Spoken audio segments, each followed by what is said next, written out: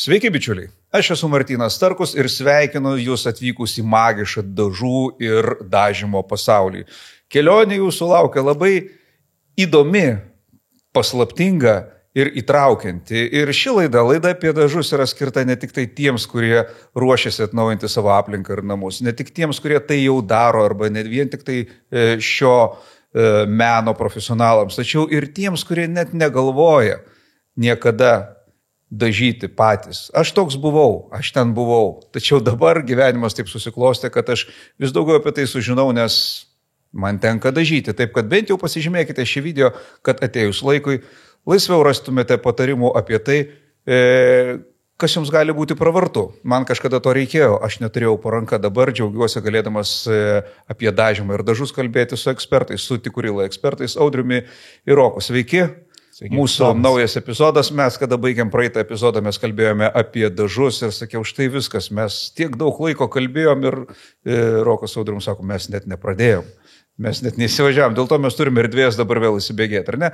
Mūsų šios dienos tema, šio video tema yra perdažymas, daiktų prikelimas naujam gyvenimui. Aktualus dalykas, nors pasirodo, kad vienas iš tyrimų yra parodęs, kad apklausų žmonės paaiškėjo, kad 84% respondentų mieliau renkasi naujus daiktus įsigyti, negu kad atgaivinti naujus, perdažyti naujus. Kodėl manote taip yra ir kodėl žmonės vengia perdažyti daiktus? Atrodytų jie geri, viskas puiku. Na, šiek tiek nusilūpę galbūt, bet vienas kelias atnaujint. Aš manau, tam daug įtakos turi iš tikrųjų tokie galbūt ir objektyvūs dalykai, kaip gyvenimo tempas spartėjantis, nes norint atnaujinti baldą, tam reikia skirti ne tik tai kažkiek tai, sakykime, finansų, pinigų, bet ir laiko, kas yra brangiausias mūsų turtas realiai. Taip, tai vėlgi, ko gero, ar verta perdažinėti baldą, ar rinktis naują, ko gero įtakos turi taip pat daug to paties baldo, kaip sakyti, reikšmė mūsų gyvenime, kiek jis mums aktualus, galbūt tai yra senelio ar prosenelio konstruotas baldas, taip, kad ir koks jis kreivas bebūtų, jis mums yra mielas, tiesiog yra ir mes norim jį išsaugoti, sakykime, kaip prisiminimą. Taip pat tiesiog įvertinti baldo būklę reikia, nes šiuolaikiniai baldai dėja daugeliu atveju yra tokie, vienkartiniai. Jie gražus, jie estetiški, bet jie vienkartiniai. Ir sulūžus plokštės dureliam ar kažkam tai sakykime, jas iš tikrųjų fiziškai sunkiau restauruoti, remontuoti, nei, sakykime, natūralaus medžio baldus. Tai ko gero, vėlgi du dalykai, sakau, mano manimu. Subjektyvių manimų, tai yra greitėjantis gyvenimo tempas ir tiesiog įvertinam baldo būklę. Turbūt taip, tie baldai pasidarė vienkartiniai. Indai vienkartiniai. Ir baldai dažnu atveju vienkartiniai, greito naudojimo, jų atnaujinti nebekyla ranka dažniausiai. Bet čia vėlgi tas kitas dabar irgi tas judėjimas ir jisai, jaunimas turbūt gyvenant to, kad, tvariau kažkiek tai gyventi. Ir tą pėdsaką palikti kuo mažesnį, tai tas atnaujinimas turėtų didėti. Gerai, tai pradėkime iš eilės. Gerai, tas istorija apie save aš vėliau papasakosiu. Aš esu atnaujinęs vieną baldą, jis iki šiol gyvena pas mus ir užima svarbią vietą. Pradėkime nuo pradžių. Mes turime, tarkim, kokį seną, kelias kartas maitinusi ąžuolinį stalą. Bet jisai jau, tarkim, nelabai prekinės išvaizdos. Ką jūs patartumėte daryti? Kokius svarbiausius pirmosius žingsnius reikėtų žengti, kad atnaujinti ąžuolinį stalą, spintą, kažką panašaus? Tai, ko gero, visų pirma reikėtų įsivertinti būklę ir nuspręsti, ką su juo mes norim padaryti. Ar mes jį norim perdažyti pilnai dengiančiais dažais, ar mes jį norim nulakuoti, nualėjuoti, nes opcijų yra daug iš tikrųjų, nes galim įvairiai atnaujinti paviršių ąžuolinį stalą. Tai jeigu mes, sakykime, dengsim skaidriom priemonėm, tai yra arba lakas, jis gali būti spalvotas, gali būti bespalvis. Kaip ir aliejus, gali būti spalvotas, gali būti bespalvis. Tai bet kokiu atveju mums, ko gero, dažniausiai teks pašalinti visą seną sluoksnį, seno paviršiaus. Ar ten buvo kažkuo alijuotas, ar tai buvo lakuotas kažkuo. Ir tada mes jau turim, kaip sakyti, naują medį, švarų medį, mes galim daryti ant jo viską, ką norim, galim lakuoti, alijuoti. Jeigu stalas buvo dažytas ir ta dažų būklė nėra tragiška, tai galbūt mums užteks tiesiog prašlifuoti visą paviršių, pašiaušti.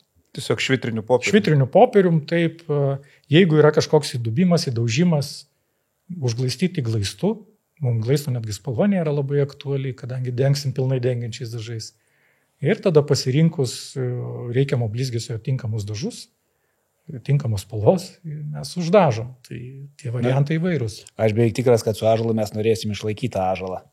Vienokį ar kitokį, kad jis būtų matomas. Matomai. Taip. Tai čia turbūt beveik visais atvejais bus tas jau toksai paruošimas giluminis. Daug šlifavimo ir čia mums ateis į pagalbą tos mašinėlės šlifavimo, kokių tik tai dabar nori galėtumėte įsigyti, nuo profesionalių iki tų tokių buitinių. Ir seno paviršiaus visas pašalinimas ir atverimas tos medienos. Ąžuolas įdomi mediena yra, jinai pasižymė tuo, kad turi daug savie taninų. Kas tas taninas, tai tokia dažanti medžiaga. Užpilsim vandens, paleis spalvą. Ir ta spalva, su ją būna bėdų. Išpylėm ar kažkokį skystį ant paviršiaus ąžuolinio ir tenai, jeigu jo greit nenuvalėm, pamatysim dėmę. Tai kaip čia, užizoliuot geriausia būtų laku. Šiuolaikiniai lakai būna tokie, kad atrodytų, kad ant paviršiaus ten nieko nėra. Yra ir tokių variantų. Tai turbūt toks vienas iš pasirinkimų būtų lakas, su kuriuo mes galėtume to. Tas pasirinkimas turbūt konkuruotų net su pirmu populiarumu, tai būtų alėjavimas. Kai mes tą, kaip sakant, lietimui paviršių turi medį, aliejus turi savitą tokį labai, kaip čia pasakyti, paviršių, mes apie jį turbūt dar pakalbėsim. Taip, mes turbūt šiaip kalbėdami apie medį dažnai kalbėsim, alyvuoti ar lakuoti. Čia yra tas. Du tokie skirtingi požiūriai. Ir matinis ar blizgus, kalbant apie dažus. Tai tas pats, kaip nekeista dabar ir su aliejais, jūs galite rinktis matinis, pusiau matinis, blizgus. Aliejus gali būti toks pat, lakas gali būti irgi toks pat. Taip, gerai, mes dabar kalbam apie medis, kuris, apie ąžuolą konkrečiai kalbėjome, mes norim pamatyti tekstūrą, kaip visą tai atrodo, bet jeigu mes, ne tokius prašmatnius dalykus norime prikelti naujam gyvenimui, pavyzdžiui, plastikinį kažkokį daiktą, tai daroma iš viso, jis yra dažomas, perdažomas. Ne pats geriausias, kaip čia prikelimui daiktas, jeigu ypač kalbėsime apie seną plastikinę kėdę, ar panašiai, turbūt gal net matėt, kaip atnaujina jas su lietlempė nukaitina ir atsiveria vėl ta pati, čia kalba turbūt eita apie tokius lauko baldus, atsiveria ta senas plastikos spalva, užsidegina ir atsiveria vėl naujas gražus plastikas. Bet bendru atveju plastiką tik tai iš dalies galima gerai atnaujinti. Jam sukibimui ne pats geriausias paviršius, bet yra sprendimų. Reikės naudoti arba tokius jau kaip čia piktesnius dažus, kurie kimba prie to paviršiaus, arba būtinai naudoti tokį tarpinį sluoksnį, taip ir vadintųsi sukibimo gruntas. Jo funkcija yra sukibti. Bet turbūt plastiką mažai kas atnaujina. Tai labai tos kėdės močiutė turėjo sėdėti daug laiko, kad tas plastikas, nes iš principo tai nėra brangi medžiaga, turbūt nebent yra. Languose jinai gali būti pakankamai brangi. Taip, languose. Taip, langas arba dažnu atveju PVC tos mūsų virtuvės visos dengtos plastikų. Ne kažkoks tai ten pagrindė plastikinis tas paviršiukas. Tai jį galima atnaujinti, perdažyti galima. Taip. Kaip, pavyzdžiui, gerai langai, tai kaip paruošti mums tas rėmus plastikinius? Tai ko gero, kaip Audrius ir užsiminė, tai reiktų naudoti, visų pirma, paviršius turi būti švarus. Pradėkime nuo to. Švarus ir sausas paviršius. Galima minimaliai su pačiu smulkiausiu švitriniu popierium tiesiog perbraukti. Ir labai svarbus dalykas - gruntiniai dažai, sukibimo arba mandriau šnekant adheziniai gruntiniai dažai. Tai yra produktas, kuris kimba prie plastiko. Mūsų turimas produktas, jisai toks universalesnis, jisai kimba ant plastiko, stiklo, glazūros, spalvotų metalų, lengvųjų metalų. Reiškia, dengiam su juo, gaunasi toks kaip sukibimo tarpsluoksnis. Ir jau ant viršaus jau renkamės dažus, ten iš esmės pasirinkimas yra žymiai didesnis. Tai tiek blizgesio, tiek sakykime, pačio dažo. Tai žinoma, jeigu tai viduj, tai galima ir tą patį baldinį dažą naudoti. Dažą tinkantį langų rėmam galima naudoti, reiškia. Išoriai tai jau naudojam išoriai skirtus produktus. Be abejo, tai yra perdažyta, šiaip tai vitrininiai langai, parduotuvių, reiškia, kai prie fasadų reikėjo tiesiog keisti spalvą, tai buvo klausimas, ar keisti patį langurėmą, plastiką reiškia visą, ar pamėginti perdažyti, perdažyti, kiek čia kokie 7 metai, ko gero viskas gerai, pretenzijų nėra. Bet, ten žinoma reikia ir precizikos, kadangi plastikinis langas turi ir tą guminę dalį, tai jos mes neuždažysim, kadangi ten tikrai suskeldęs nueis dažai. Tai va, bet viskas yra įmanoma, viską perdažyti, tik vėlgi tas racionalumo klausimas. Ar ten tą seną kėdę, reiškia, plastikinę, tikrai verta investuoti savo laiką. Ne tiek pinigų, kiek laiko. Reiškia, investicija. Kokios yra pagrindinės klaidos perdažant baldus? Kol kas, judėkime prie baldų, kad konkrečiai baldai aktualu mums yra.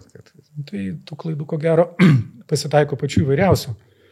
Tai kaip ir visur, ko gero, kaip ir sienų dažų pasirinkime, tai reiktų susidėlioti iš pirmo viską, ko mums reikės. Tai yra tinkamas glaistas baldom, ne? Tai vėlgi, jeigu tai bus dažysim pilnai dengiančiais dažais, mums iš esmės glaisto spalva neturi reikšmės. Jeigu lakuosim, alijuosim ar dengsim, reiškia, beicų, tai mums jau reikia maksimaliai glaisto spalvos artimos medienos spalvai.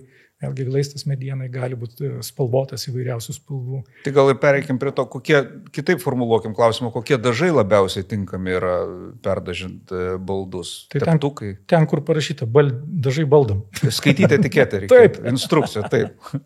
Taip, iš tikrųjų. Dažniausiai kuo pasižymė ir skiriasi nuo labai smulkių raštų viskas būna parašyta. Būna dar kėdė nupiešta kartais. Čia gera mintis. Taip. Bet baldinių dažų paprastai būna ta ypatybė tokia, kad jų plėvelė tankesnė, glotnesnė, mažiau kimba nešvarumai. Ten nešvarių pirštų braukiant, lyginant su tais sieniniais dažais. Dažnu atveju būna, jis ir cheminį turi tam tikrą atsparumą, stalviršis ar kažkas panašiai, ten daug, kad mes ten padėti galime ant to paviršiaus. Ateina riebalo, ateina kažkokių tai tiškalų, tuos turi pakęsti tie dažai. Jie pakenčia kur kas geriau negu kokie, tie patys, kaip sakėm, sieniniai dažai. Dar kelis variantus, ką gali turėti, tuos taip vadinamus vaikiškus sertifikatus, kad tinka baldams vaikų dažyti ir kurios galima kramtyti. Iš principo taip, yra daromi dažniausiai 2 testai. Tai vienas yra... Su gyvais vaikais? Dažniausiai taip. O iš tikrųjų tai... Jūs turite 2 mažus vaikus, tai irgi kinkyti į darbą turbūt yra nuo mažumės, ne? Kiek ten 3 metai? 2,5 ir 5. Pats tas amžius turbūt, ne? Bet ne, aš tų bandymų nedarau namuose, bet jeigu daryčiau, žinočiau, kurios produktus naudoti. Pagrindinis ten aspektas, kad dažuose negali būti sunkių metalų, jokių, kaip čia, likučių ar kažko tai panašiai priemaišų sudėtyje. Bet irgi reikia skaityti etiketę. Mes juokais, aišku, juokavom čia. Nepradėkit namuose tų bandymų su vaikais. Atskirkit humorą nuo realių patarimų. Tikiuosi tokie esat. Ir kartais kai kurie baldiniai dažai, bet čia galbūt jau tokie profesionalesnės linijos, jie dar daromas tas tai vadinamas žiedo testas arba rakto. Tai mes turim kažkokį kietą paviršių ir su juo bandom braukti per paviršių, žiūrėti, ar kiek jis įrėžė. Įrėžė, kažkurio metu tikrai įrėžė, bet kiek jisai pakantų šitam reikalui. Plus tam reikia jau pastangų įdėti, ar ne? Jau reikia jau paspausti. Taip. Gyvenime nedažnai tu saugai, kad virkščiai, tai čia taip. Bet baltiniai paviršiai tam ir skirti, jie dėvisi, nešiojasi, čiupinėjasi ir galima pastebėti, ypač su tais, ką mes dabar naudojam, irgi vandeniniai bus baldiniai dažai. Jie turi tam tikrą turbūt nedidelę, bet įdą. Jeigu mes labai daug valgom riebiai, riebaluotais pirštais viską čiupinėjam, tai tas riebalas yra kaip kažkoks minkštiklis plastifikatorius tiem dažam ir jisai paminkština tuos dažus. Tai mes paskui galim taip pajus, kad tas dažas kažkodėl ėmė mums minkštėti. Tai tenai bus pats geriausias variantas naudotas senovinius, kaip čia pasakyti, skiedikliu skiestus dažus, kurie tam kur kas pakantesni dažai. Bet čia vėlgi tas pliusai minusai, kaip gyvenime visur yra. Tai jeigu šiek tiek minusas vandeninių dažų Audrius paminėjo, tai pliusas yra dažymo malonumas, nėra kvapo arba minimalus kvapas. Įrankius išsiplaunam vandeniu, jie mums tarnauja ilgai, nereikia murkdytis vaitspirite, jo pirkti, kas irgi kainuoja. Ir dar vienas labai svarbus, ko gero dalykas mums būtų, tai vandeniniai dažai iš esmės laikui bėgant nekeičia spalvos. skedikliniai dažai, tai yra alkydai įvairūs, poliuretanai ir panašus dalykai, jie gelsta. Ar jeigu turim, nusidažom, tarkim, baldą mėlyną spalvą, tai grubiai tariant, po kažkiek laiko jisai pažaliuos vizualiai, pasikeis spalva, kadangi rišamoji medžiaga yra geltonos spalvos ir tas geltonumas, jis niekur nedingsta, jis lenda.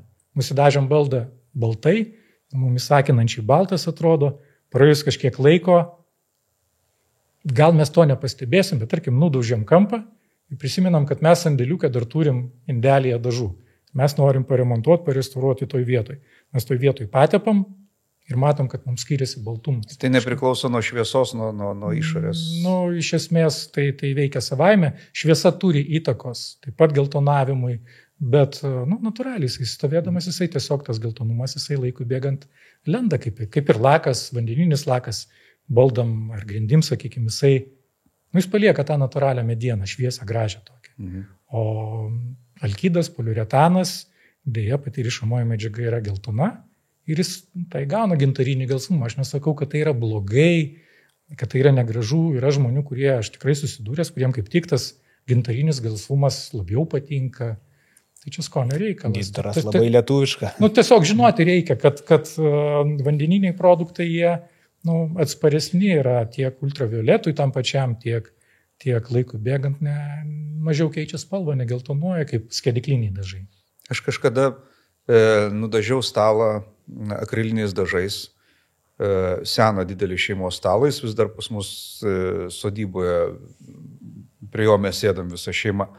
Akrilinė žydra spalva, visokių gandriukų pripaišiau su aliuzija į Starkaus pavardę, tai jis mums gyvena iki šiol, aš akrilą padengiau laku, kažkokiu permatomu laku, jis per 14 metų ir tas lakas, matyt, nusitrynė, žmona aktyviai ant jo gamina, tai jau ten toks jisai reikėtų vėl iš naujo jį atgaminti ir dar kartą prikelt naujam gyvenimui, bet aišku, aš tingiu, nenoriu vėl pradėti viso to, bet grįžtam prie to, kad galima buvo išmesti, nes mes kojas turėjom, o viršus buvo toks, bet mes jį palikom ir net neįsivaizdavom, kad vien tik dėl to, kad jis perdažytas, jis dar 14 metų mums gyvens ir gyvens iki šiol. Ne apie tai.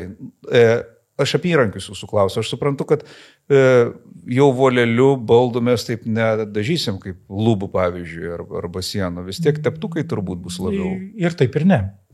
Be abejo, baldų dažymui yra specifiniai įrankiai lubom sienom vieni. Baldam gali būti dalis tų pačių, bet iš esmės kitokie ir gali būti ir volelis. Gali būti volelis, tiesiog tas volelis, baldinis, sakykime, jis yra žymiai trumpesnio plauko, trumpesnio šerio. Jeigu siena mums reikalingas, kad paimtų daug dažų, kad didesnis plotas, kad paviršius būtų visą laiką šlapias, tai baldai paprastai yra mažesnio paviršiaus ir mums reikia tokio smulkesnio šerio volelį. Voleliai taip pat gali būti patys įvairiausi.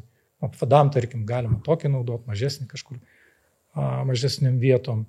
Bet kalbant apie baldus, tai skandinavai vienareikšmiškai, jie ko gero tokių nenaudoja arba naudoja tiesiog kaip pagalbininką, o pagrindinis įrankis yra teptukas. Čia kaip mes pirmoje laidoje kalbėjom, skandinavai šiaip idėjiškai meldžiasi teptukams, jiems teptukas yra... daugiau naudoja taip. Taip, ir tarkim, kaip klasikinis lietuvis, tarkim, aš dažyčiau duris, lygias duris, be feelingų jokių, aš dažyčiau voleliu. Aš tikrai ir ko gero po šiai dienai dažyčiau voleliu. Kaip dažytų, sakykime, skandinavas, tai jis greičiausiai naudotų tokią dvigubą techniką, tai naudotų volelį. Volelis suteikia mums greičio. Jisai greit ir tolygiai paskleidžia dažus ant paviršiaus.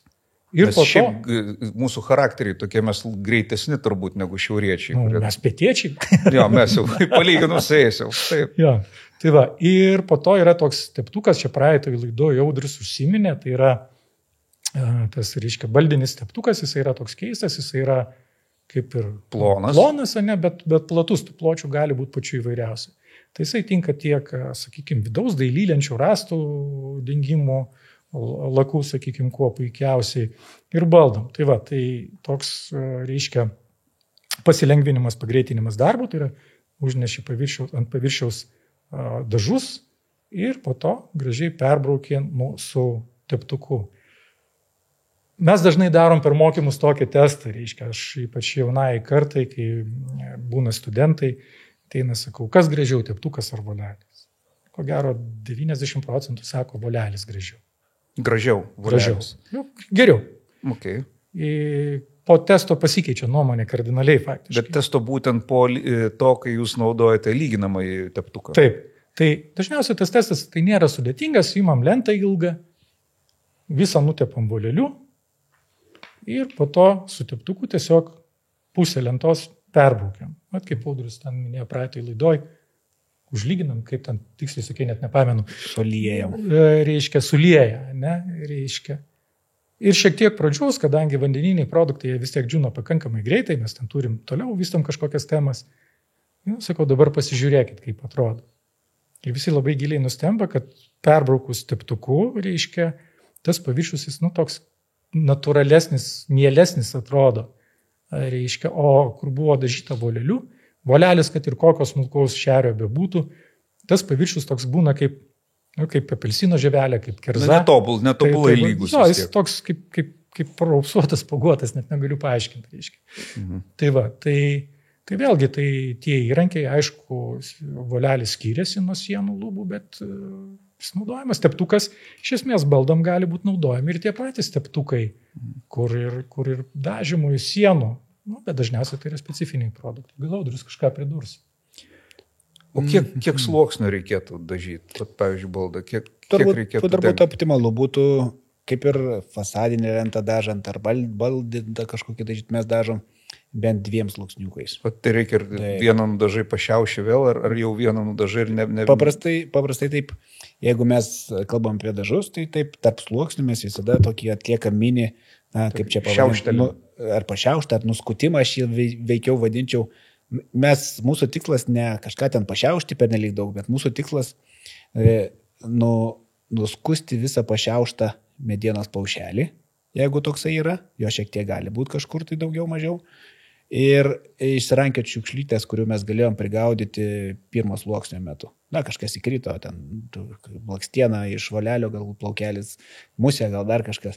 Tai mes tuos nuskutimu, tokiu pašlifavimu, išsigaudom tas visas, kaip čia pasakyti, įdas su mikropluošto šluostė sausa, susirenkam, nusibraukiam iš pradžių šepečių dulkės ir paskui su mikropluošto šluostė sausa mes susirenkam likučius ir vėl galim užnešinėti antrą sluoksnį. Čia, tai jūs jau apie tokias subtilybės technikas kalbate, tai jų yra galbūt daugiau, pavyzdžiui, kad žinotų, teptuko laikymo kampas galbūt yra svarbus, kas gali dar palengvinti. Svarbus. Dažnu atveju teptuką atiekas pirmą kartą į laiko, tai jį laiko tarsi dažytų iš teptuko, kaip čia pasakyti, kraštų. Jį kažkodėl tai bando vis paguldyti ant paviršiaus. Taip, leiskit man. O reikėtų dažyti, va tokiu principu, veiks stačiai tas teptukas turi stovėti. Čia įdomus tas... aš dažau, va taip. Taip. Bet ir sienas, ir baldus tas pats, ar čia būtent tik baldus? Visur tas pats galioja principas. Reiškia, kai tu dažai jį beveik statmenai, kas yra, dažai, kaip čia keliauja iš ten ir kur turėtų dažyti. Kiekvienas teptukas, kokybiškas teptukas turi savietas, tai vadinamas dažų kišenės. Mes turim džinsuose kišenės, tai jis turi ir teptukas 2 kišenės, jeigu čia pažiūrėsi, taip atidžiau. Taip, jis įsiskverbia giliai. 2 kišenės, į kurias dažai turėtų subėgti ir tada mes jau galim daug praeiti, kaip ir ploto, ir eina iš ten dažas. Po truputį, kaip ir priklauso, ir tada ant paviršiaus jis gula taip, kaip ir turėtų. Ir tie plaukeliai dirba taip, kaip turi, jeigu mes beveik statmenai. Jis toksai čia palenktas, bet nepaguldytas. Čia gal man tie įgūdžiai lygiai yra iš dailės pamokų mokykloje, kur tu tiesiog... Čia ne dailė. Akvarelė šiek tiek. Ta reikia pažiūrėti praktikoje ir manau, kad galbūt mes tą galėsim kažkada pabandyti, bet dažai turėtų eiti, tekėti iš kišenių, ne iš išorės.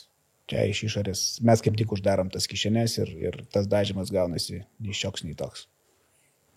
Jo, ir tenka dar tokių irgi matyti variantų, kai žmogus, kuris nėra susidūręs, jis ateina, reiškia, į seminarą, į mokymus ir yra praktikinė dalis galima bandyti, tai tenka matyti, kai teptuką nardina vos ne iki apkausto pabaigos, reiškia, į dažus traukia, viskas varva, taškusi, reiškia, ir tepa žmogus. Tai iš tikrųjų, nereiktų, tai yra 2/3, maksimum pusė šerelių ilgio, tikrai daugiau nereikia, nes 3 cm, 3,5 cm. Geriau dažniau panardinti negu... Panardinam, mes, kas iš išorės, mes nusipraugė perteklių atgal į skardinę dažų. Mums nereikia šito aplinkui. Mums reikia, kad dažai eitų iš.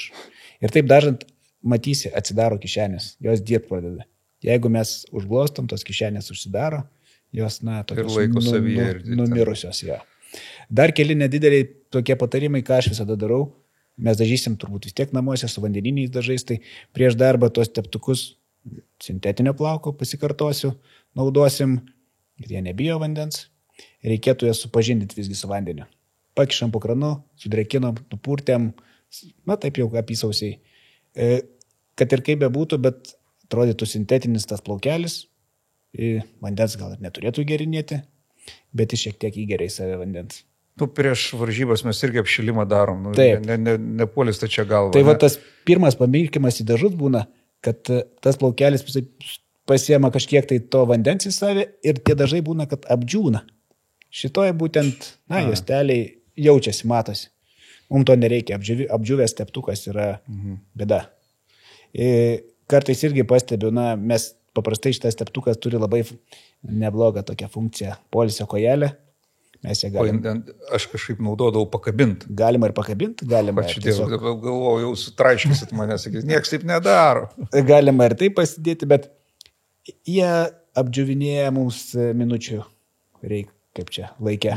Tai mums tam, kad neapdžiuvinėtų tas teptukas, jį reikėtų kažkur pasidėti. Aš taip jį visada pasidedu santykinai dregnai ir tam pilnai pakanka rankšluostinio popieriaus, šiek tiek sukrapinto vandeniu, mes uždengiam viskas dregnai.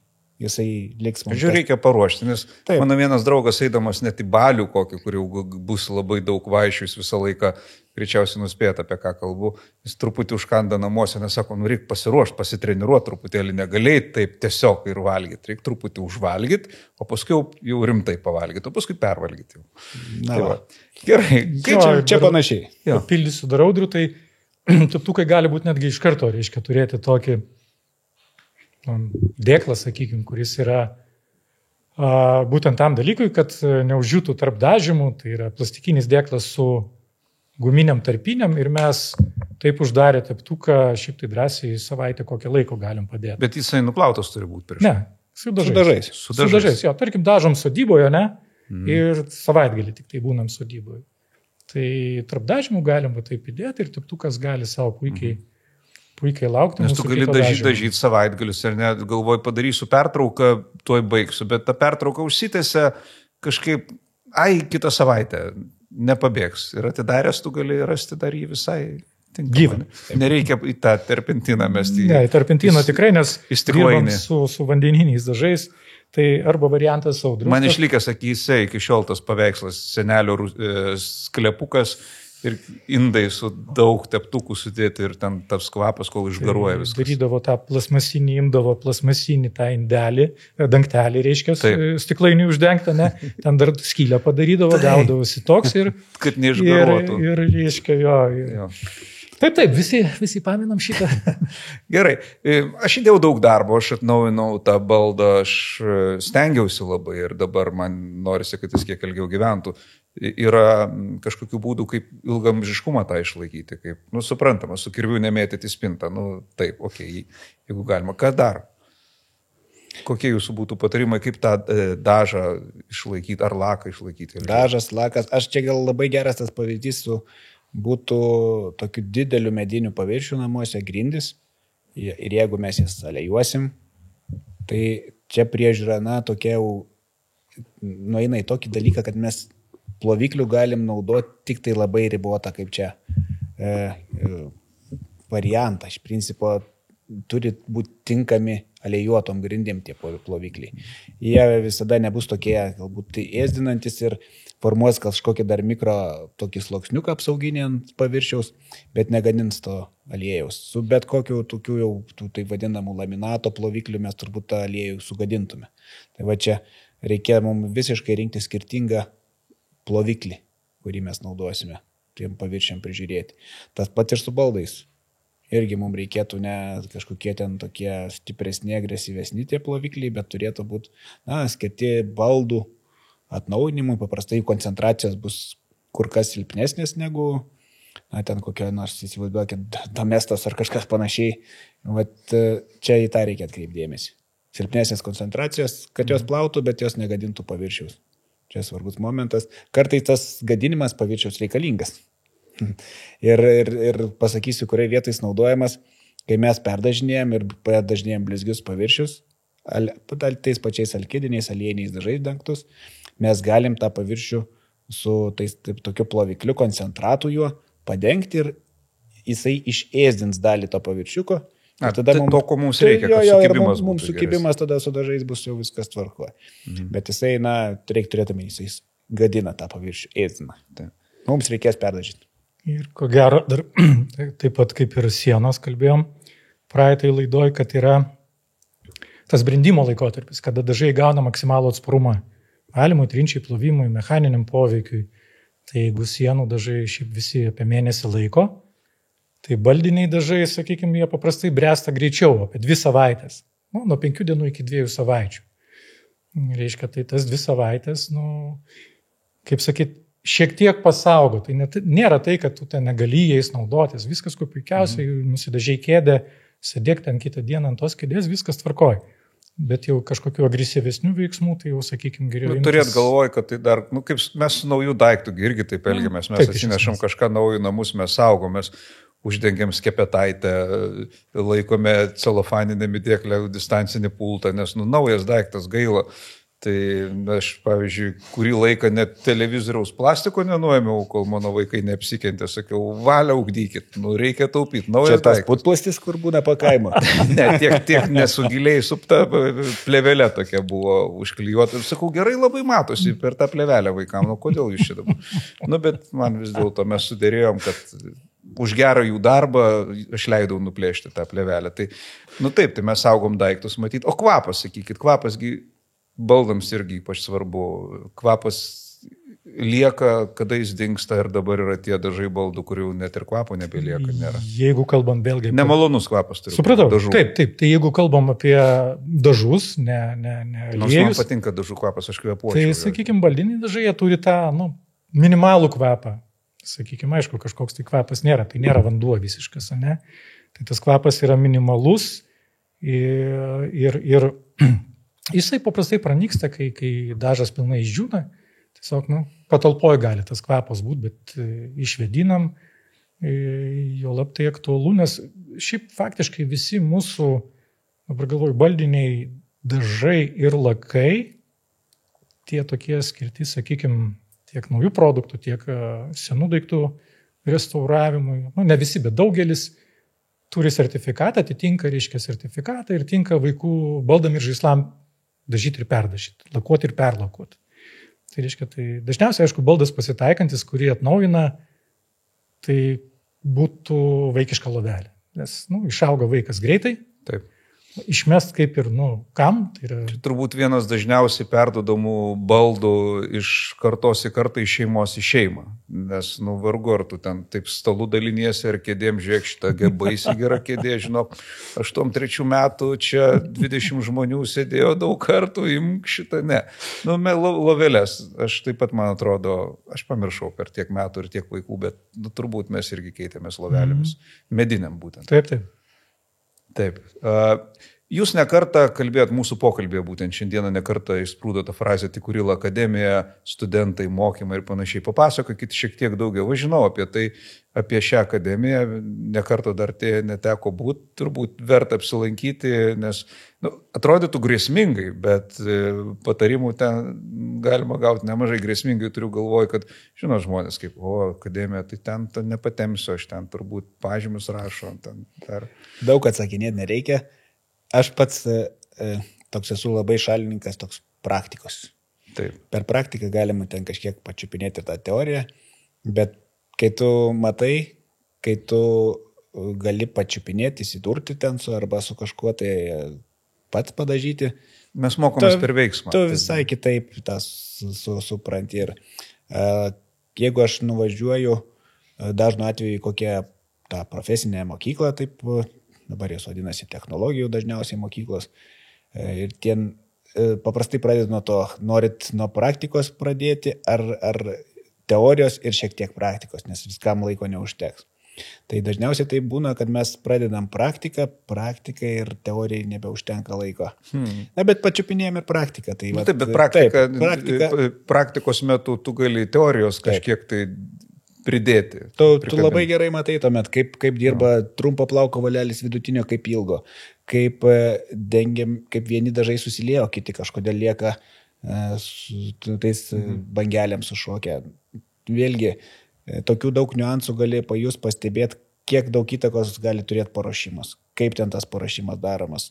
Jisai gali atrodyti baisiai, bet ten iš principo elementarų žingsniai. Rokai, kaip atrodo ta akademija?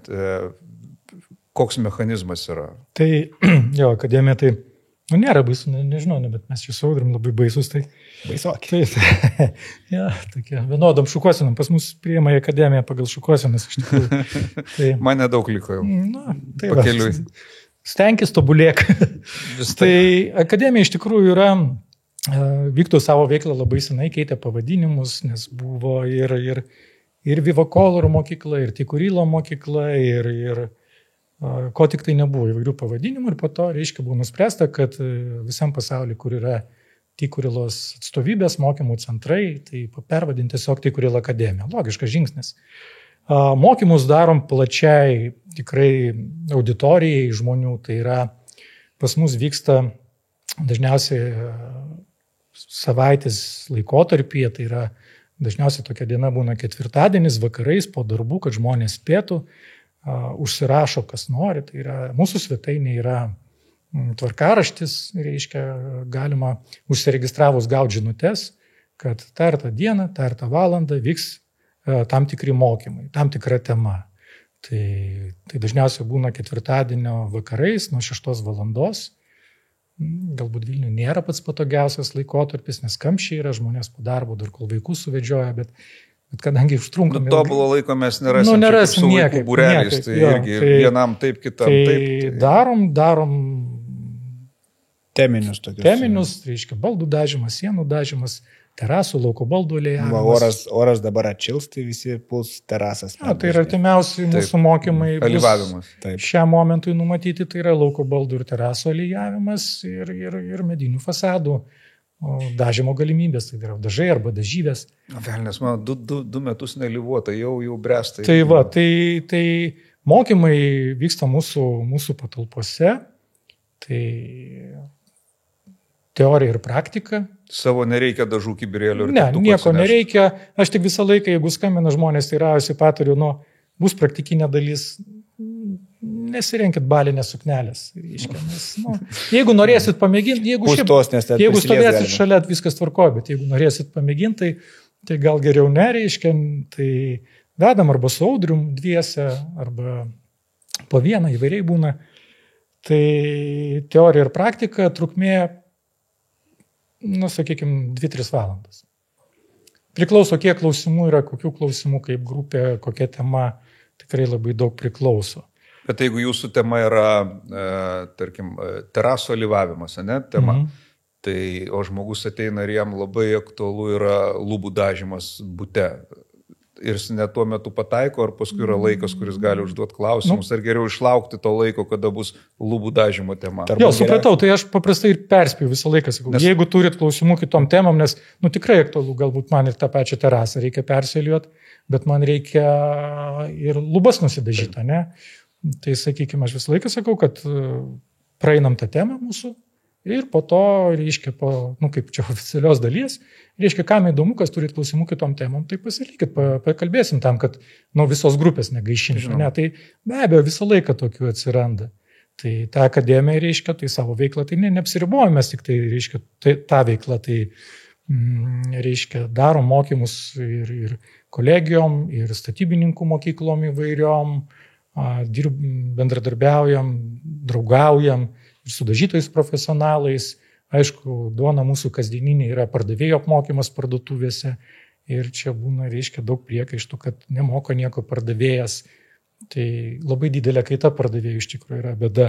Tu jį apmokai po savaitės, jo nėra, arba jis dirba kitam skyriui. Tai reiškia, čia tikrai mes labai stengiamės apmokyti pardavėjus. Kitas dalykas, aš visą laiką sakau, įsivaizduokit, mes su Audrimu apie savo produktus kažkiek tai žinoma, ne? Beveik viską, ne viską, bet beveik viską. Taip, kažkiek. Taip, bet tas įsivaizduokit tas pardavėjas, kuris yra statybinių medžiagų centre. Tai tokių produktų, tokių tiekėjų firmų pas jį yra 8, 10, 15. Tai jis, tiesiog, jis žmogus ne kompiuteris, jis fiziškai jis gali gaudytis, bet jis tikrai ten labai nuosekliai negali žinoti. Jeigu vėlgi žmogus nori tikrai išsiklausinėti, tai variantai 2 yra. Skambint mūsų nemokamą liniją, arba dalyvauti seminaruose, arba eiti į specializuotą dažų parduotuvę. Tai specializuotoje dažų parduotuvėje paprastai tau viską papasakos. Juk į parduotuvę maisto prekių atėjo į centrą kaba dešros, 30 dešrų rūšių. Taigi nepagauni pardavėjus, kaip paaiškint man. Taip, kokiu metu, koks derlius, kokia saulė tuo metu buvo. Ir tai reiškia, bet jeigu tu nori sužinoti, eini į kažkokią firminę specializuotą ar bandelių parduotuvę ar mėsos parduotuvę, tai tau papasakos, kur tas gyvulis ganėsi, reiškia, arba kur tie grūdai buvo, reiškia, sumalti. Tai be abejo, tai tokiu atveju tai, bet, sakau, bet tai esame mes, yra mūsų nemokama konsultavimo linija ir tikrai skambink. Čia kaip jūs pasakojat, man toks mielas, simpatiškas suaugusių žmonių būrelis laisvalaikio praleidimo. Ir praktikos įgyji, ir pabendrauji. Realiai taip yra, pas mus tą prasme. Pas jūs gal net kitą porą susiranda, dar pažinčių nutinka. Toks, kaip čia, jeigu žiūrėti tą vakarienę po būrelio. Kas tokie renkasi, tai su mokyklom būna įvairiai. Tai jeigu, pavyzdžiui, mokyklos, tai bus kurie mokiniai, kuriem nieks neįdomu, bet iš jų visada bus tokie, kuriem viskas įdomu, keli turbūt 1, 2, 3 ant vienos rankos pirštų suskaičiuos. Bet turbūt dėl tokių ir vertas tenktis. O tie, kurie ateina į tuos mūsų vakarinius mokymus, tai jie visi nori dažyti. Visi dėl to ir atėjo. Jie nori pabandyti išmokti ir jie tikrai dažys ir jie tik tokio laukia šiek tiek įkvėpimo, parodyti, kaip dažyti, o mūsų tikslas yra išmokinti dažyti. Tai jeigu dabar taip, po mūsų laidos žmogus jau užsimanė patekti į Tikurilos akademiją, kaip jam sužinoti, kokia tema artimiausia, kada pirmos paskaitos, kada... Tai paprasčiausias būdas, ko gero, užeiti mūsų svetainę tikurilo.lt. Yra skiltis, reiškia, mokymai ir ten pasižiūrėti. Mokymų kalendorius, ir galima užsiprenumeruoti naujienlaiškį, kurį ten turbūt daugiausiai yra ateis nauji tie mūsų organizuojami teminiai mokymai. Puiku, mes vėl čia atrodo tik prisėdom ir mūsų laikas jau vėl mes čia užsikalbėjom ir aš suprantu, kad jūs pasakysit, mes dar net neapšilom kalbėdami apie dažus ir aš džiaugiuosi, kad mes turime tam laiko, turėsime dar artimiausias laidas. Jeigu jums kyla klausimų, užduokite juos komentarų skiltyje apačioje. Ir kitoje laidoje, aš manau, mes net pabandysime atsakyti į klausimus, nebūtinai asmeniškai, nes galbūt bendriniai klausimai, kurie aktualūs didžiai daliai mūsų žiūrovų, kitoje laidoje tiek Audrius, tiek Rokas atsakys į šios klausimus. Na ir žinoma, jeigu susidomėjote, pabandykite, užsukite į Tikurilos akademiją, pabandysite rankų miklumą, akies žvitrumą, dažymą, spalvos, įdomių dalykų nutinka. Ačiū Jums, mes susitiksime vėl kitoje laidoje, bus kita tema. Iki. Iki.